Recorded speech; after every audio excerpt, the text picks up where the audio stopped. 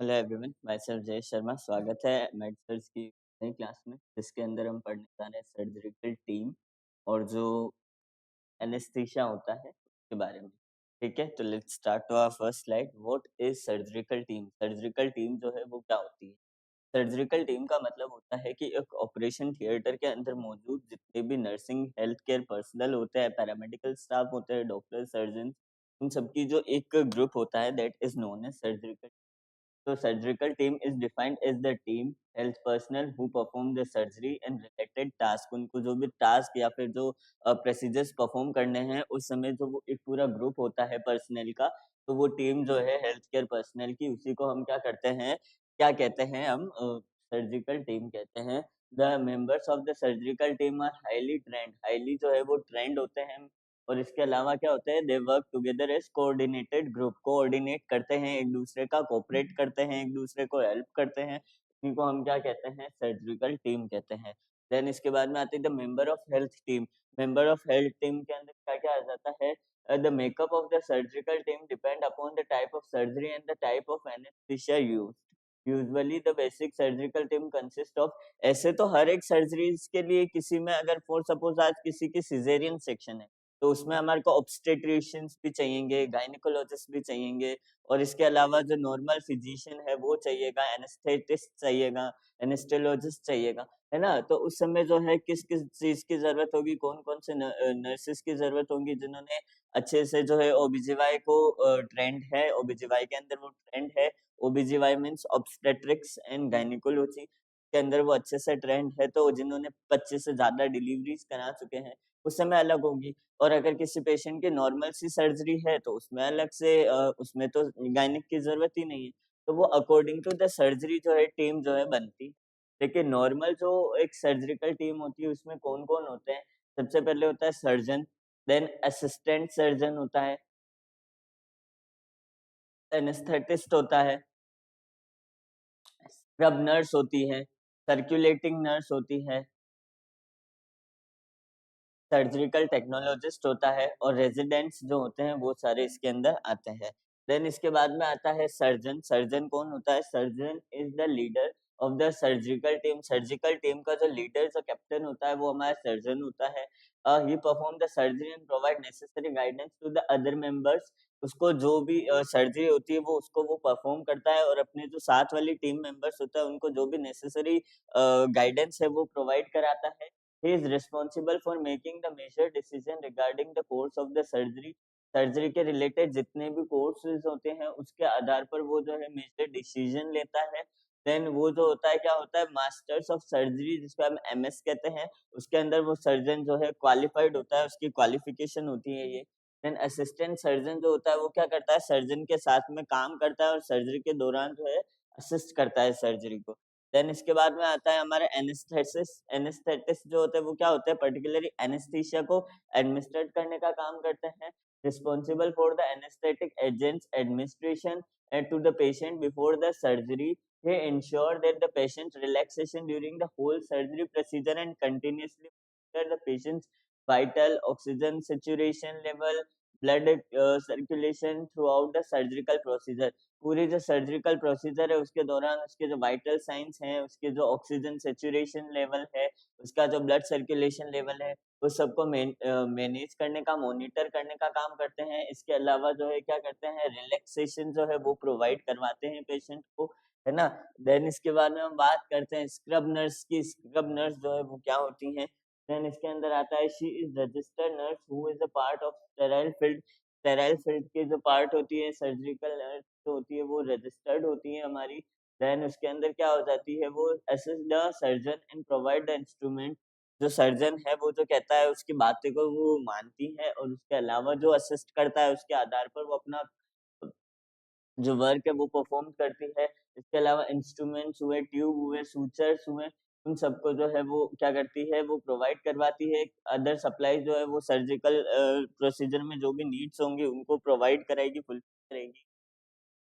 Pink nursing classes after the 12th golden opportunity लेके आया है आपका नर्सिंग करियर, नर्सिंग फील्ड में करियर बनाने के। हमारा जो जी का कोर्स है वो 65,000 रुपीज, एएनएम का जो है 45,000 rupees per annum per year fees है। 2 साल का जीएनएम एएनएम का कोर्स है, 3 साल का जीएनएम।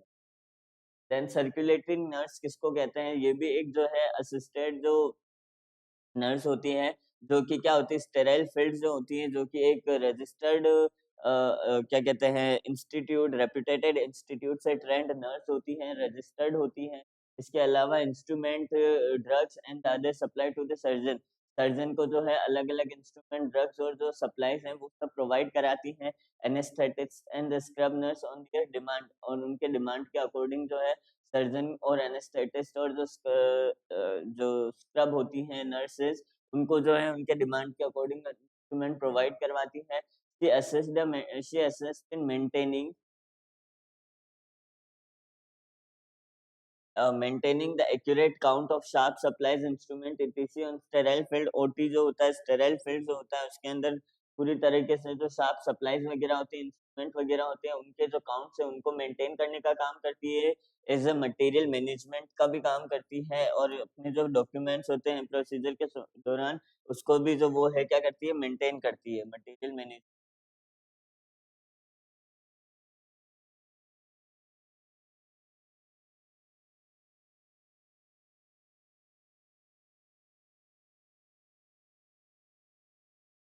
ठीक है, देन इसके बाद में हम बात करते हैं किसकी, हमारे सर्जिकल टेक्नोलॉजिस्ट की। क्या होता है surgical technologist? He is allied the health care professional who work just like scrub nurse but does not administer the medicine.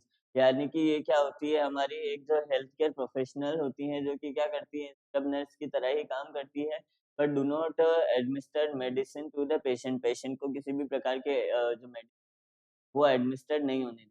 He prepared the sterile environment for the surgical procedure. Surgical जो procedure है उसके जो sterile environment है वो maintain रखती है। Collect the needed supply, needed जो supply होती है उसको वो कलेक्ट करती है। इसके अलावा जो है इंस्ट्रूमेंट के जो सर्जन के जो इंस्ट्रूमेंट है उस समय जो सर्जरी के अंदर जरूरत होती है उसको वो प्रोवाइड कराने का काम करती है। देन इसके बाद में आता है रेजिस्टेंस, और जो मेडिकल स्टूडेंट्स होते हैं वो क्या करते हैं हॉस्पिटल्स के अंदर रहते हैं, और वो भी तो है सर्जरी का पार्ट होता है, बट इनका काम यहाँ पे कोई परफॉर्मेंस का नहीं होता है।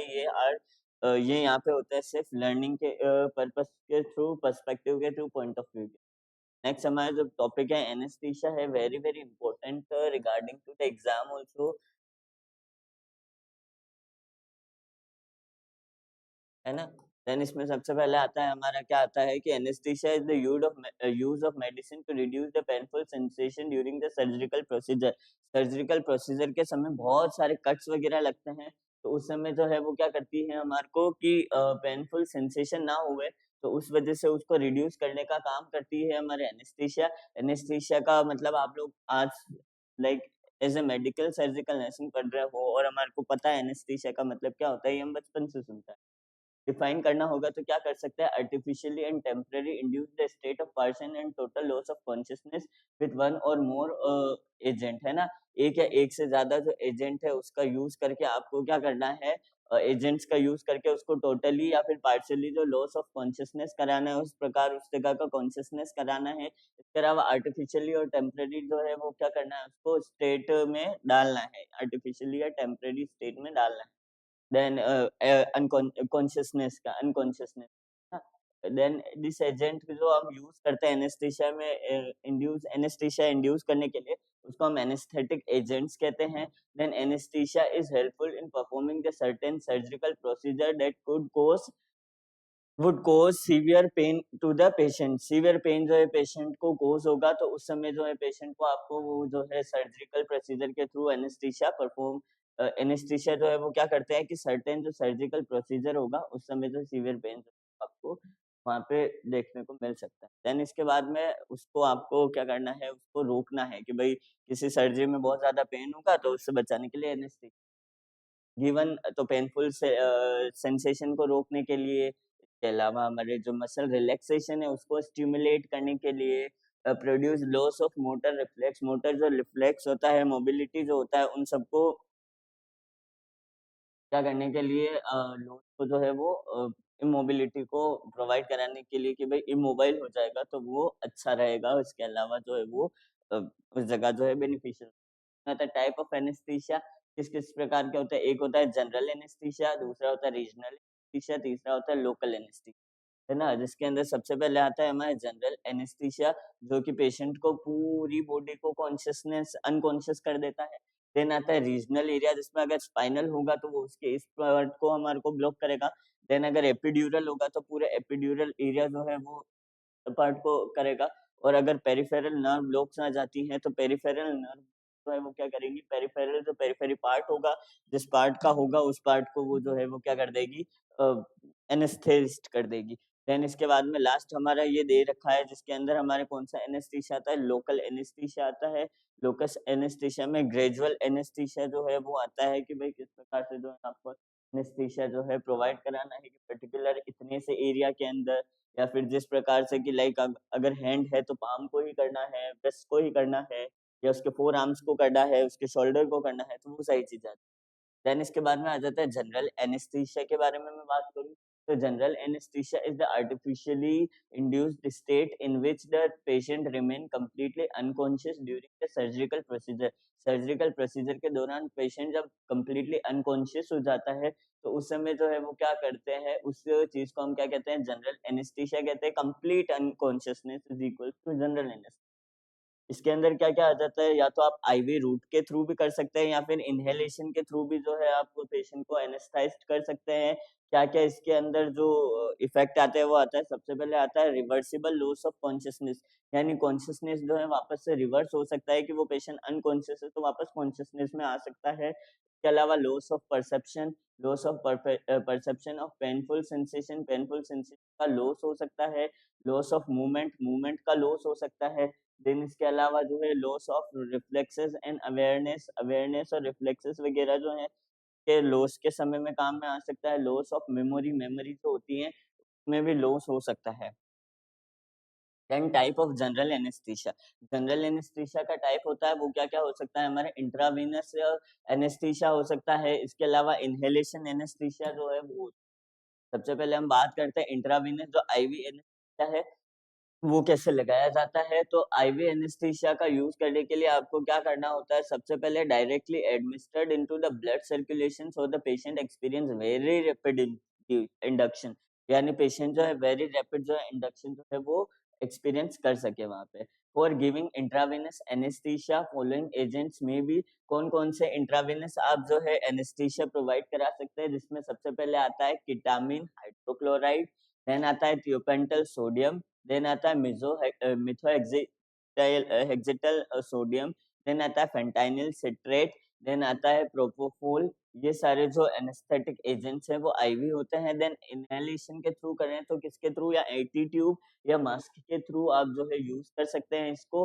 देन इसमें आता है क्या-क्या आता है हमारे कि ब्लड के अंदर जो है ब्लड कैपिलरीज जो है उसके अंदर इनहेलेशन के थ्रू जो है जाता है और लॉस ऑफ कॉन्शियसनेस और लॉस ऑफ सेंसेशन जो है वो प्रोवाइड करा देता है। जिसमें हमारे आता है नाइट्रस ऑक्साइड, कौन-कौन से आते हैं, जो कि सबसे कॉमन गैसेस एजेंट होता है, ये याद रखना। The most commonly gases inhale anaesthesia कौन सा है, तो हमारे नाइट्रस ऑक्साइड है। देन इसके बाद में आता है एनफ्लुरेन आता है, आइसोफ्लुरेन आता है, डेस्फ्लुरेन आता है, और ईथर जो है नाउअडेज लेस कॉमनली यूज होता है। लेस कॉमन यूज कौन सा होता है, हमारे ether.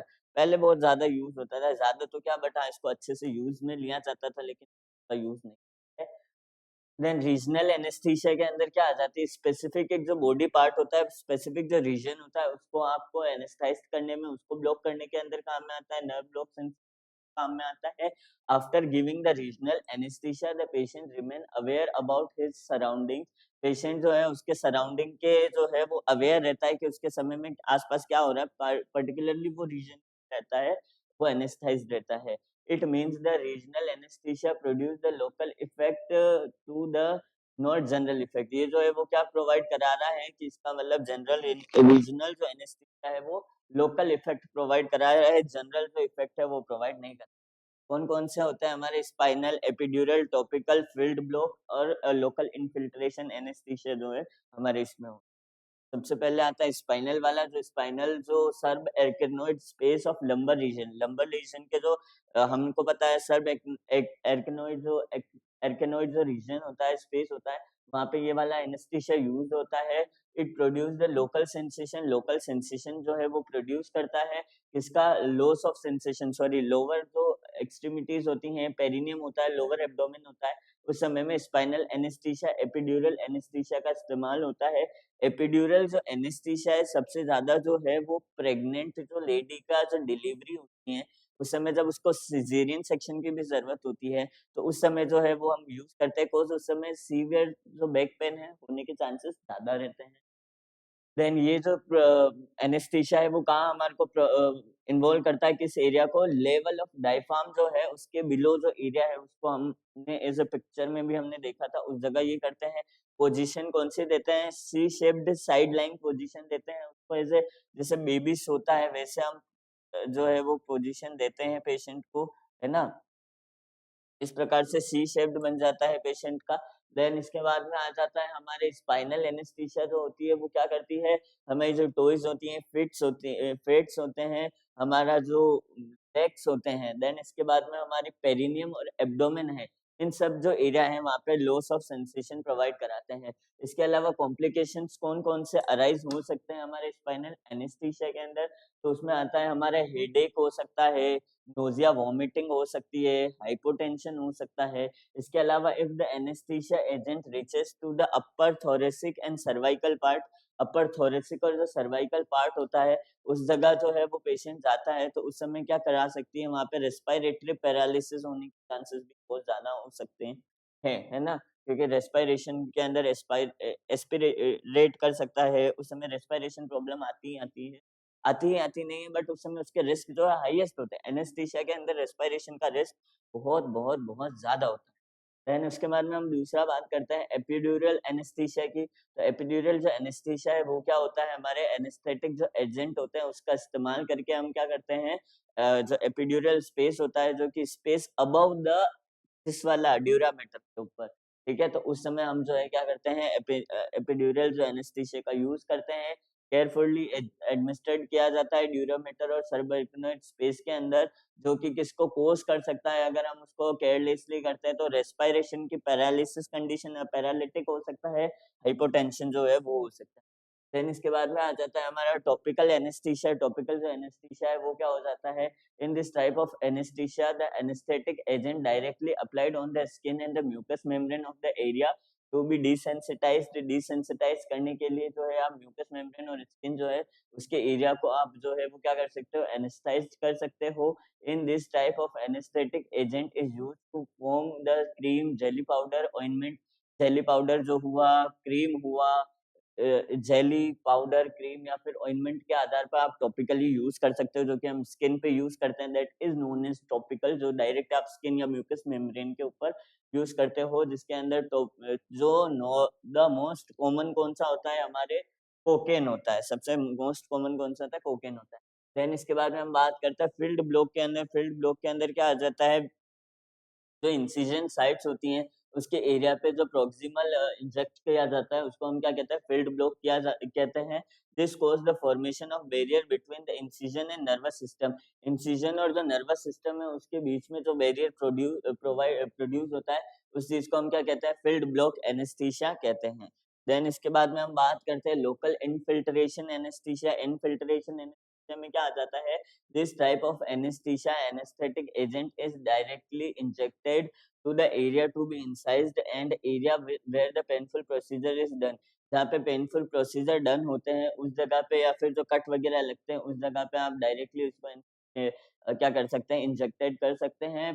Following area is used giving the regional and the total local anaesthesia. Local anaesthesia जो है, रीजनल एनेस्थीसिया जो है उस समय में जो है आपको प्रोवाइड कराना है एनेस्थीसिया, जिसमें आ जाता है हमारा लिडोकेन आता है, प्रोकेन आता है, टेट्राकेन, ब्यूपीवेकेन आता है, कोकेन आता है, इसके अलावा बेंजोकेन जो है वो आता है।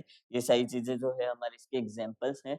देन बात करें नर्सिंग क्लासेस में, क्लासेस जो इसका पर मंथ एएनएम का सब्सक्रिप्शन और जीएनएम का जो है 267 रुपीज का सब्सक्रिप्शन के थ्रू आप ऑनलाइन क्लासेस अटेंड कर सकते हैं। आप अपनी जो रैपिड रिवीजन है अपनी क्लासेस को वापस से देख सकते हैं और उसके थ्रू अपना कोर्स कंप्लीट कर सकते हैं। अगर छूट रहा है कोई टॉपिक तो उसको क्लियर कर सकते हैं घर बैठे बैठे। अब गिवन अगर आपको जो है एनेस्थीसिया देना है तो उस समय एज ए नर्स आपका क्या रोल होता है, सबसे पहले general health status, vital sign, psychological physiological condition की असेस करनी है। देन इसके बाद में इफ नॉर्मल फाइंडिंग, अगर किसी प्रकार से एबनॉर्मल फाइंडिंग सिम्टम्स देखने को मिलते हैं तो इमीडिएटली जो है आपको एनेस्थेटिक्स या सर्जन्स का इन्फॉर्म करना है। Nurse provide the appropriate position provide करानी है पेशेंट को based on the type of anaesthesia to be given. Anaesthesia जो देते हैं उस समय, for example giving the spinal anaesthesia she provided the light. अब जब उसको स्पाइनल एनेस्थीसिया देते हैं तो एज अ नर्स आपको क्या प्रोवाइड करानी है? सी शेप साइडलाइन पोजीशन प्रोवाइड करानी है। देन इसके बाद में अगर एनेस्थीसिया आप देते हैं तो उस समय आपको क्या करना है? कंसेंट रिटर्न जो है, रिटन कंसेंट जो है पेशेंट से और उसके फैमिली मेंबर से ले लेना है। She collect all the necessary equipment, सारे जो नेसेसरी इक्विपमेंट है उसको कलेक्ट करती है। And the drug required giving the anaesthesia near the operation table. Operation table के जो नियर है आपको एनेस्थीसिया जो है वो प्रोवाइड करवा देना है। देन इसके बाद में हम बात करते हैं किसकी? Before giving the surgery she provide emotional support. Surgery से पहले आपको इमोशनल सपोर्ट प्रोवाइड कराना है। उसके डाउट्स अगर कुछ है, मिथ्स है तो क्लियर करने हैं। इसके अलावा पर्पस जो है एनेस्थीसिया का क्यों दे रहे हैं उसको एक्सप्लेन करना है। Assess the anaesthetist given the anaesthesia. जो भी एनेस्थेटिस्ट उस समय एनेस्थीसिया दे रहा है तो उसको असिस्ट करना है। उसके द्वारा वो असिस्ट होंगी। And hand over the instrument and drugs. Instruments और जो ड्रग्स है उसको हैंड ओवर करना है। During and after the administration of anaesthesia. During और आफ्टर या ड्यूरिंग जो एनेस्थीसिया है उस समय आपको क्या करना है? उसको क्लोजली मॉनिटर करना है पेशेंट को, वाइटल साइन और general health. Thank you so much. I hope आपको ये क्लास समझ में आई होगी।